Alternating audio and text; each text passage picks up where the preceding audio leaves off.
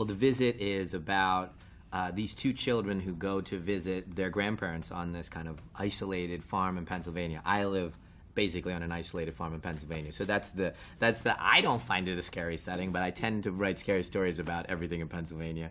They go to visit their grandparents, and the teenage girl, who's the older sister, is trying to make a documentary about the trip to kind of heal the family, because there's a trauma that's happened in the family, and she's trying to bring them all together by making this beautiful documentary about her family. And she starts to record things that she didn't realize were going on. It becomes very dark, and inadvertently it becomes very, very scary.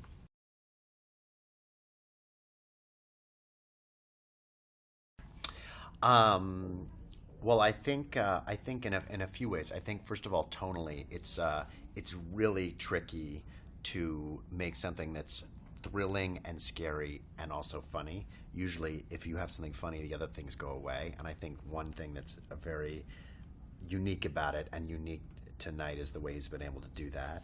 And I think the other thing, I mean, there are lots of things. The acting is way, way better than you see in 99% of movies, and which has something to do with the director. But I think most of all, this film is a mock documentary, and that's very different than a found footage movie. And for me, there's a character in the movie who's interested in filmmaking, and there's a director behind that character who's one of the great filmmakers. And so the movie is very beautiful to look at, and that's very unusual in a mock documentary. It's very thoughtful and composed, and feels like a quote-unquote real movie, despite being told in a mock documentary style.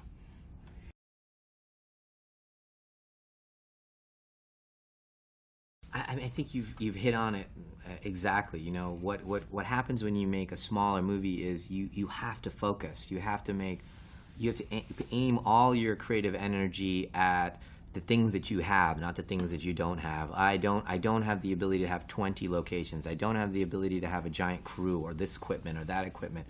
You focus in. I have a room. I have a bedroom. I have these two kids. I have this scary house. You know, those things, and you sit there, and and you do kind of the hard work that maybe with 1,000 choices you wouldn't do. So it really is. It focuses your energy.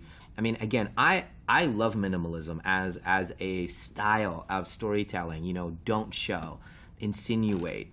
You know, have it clean and simple. And this works well with a low budget movie, right? And so I didn't find it, limiting. I found it,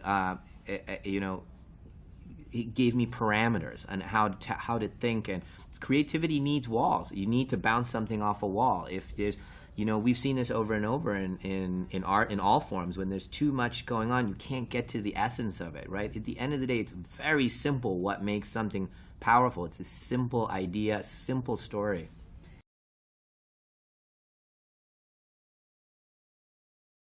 That's the reason that I made the movie, was to talk about why we're scared of old people.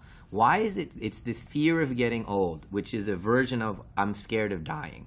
And to see an old person's mind deteriorating, see their body deteriorating, it's funny, it's gross, it's scary, it's all those things that we have all ththese emotions to that. And that's what The Visit is. It's like a whole kind of conversation on our fear of dying, in this form. You literally can put, an old lady in a nightgown in a doorway, and we are terrified, and yet she's just an old lady. Why are we scared? But we're all like, 3 grown men, we'd all be like, oh my God, look at the lady in the doorway.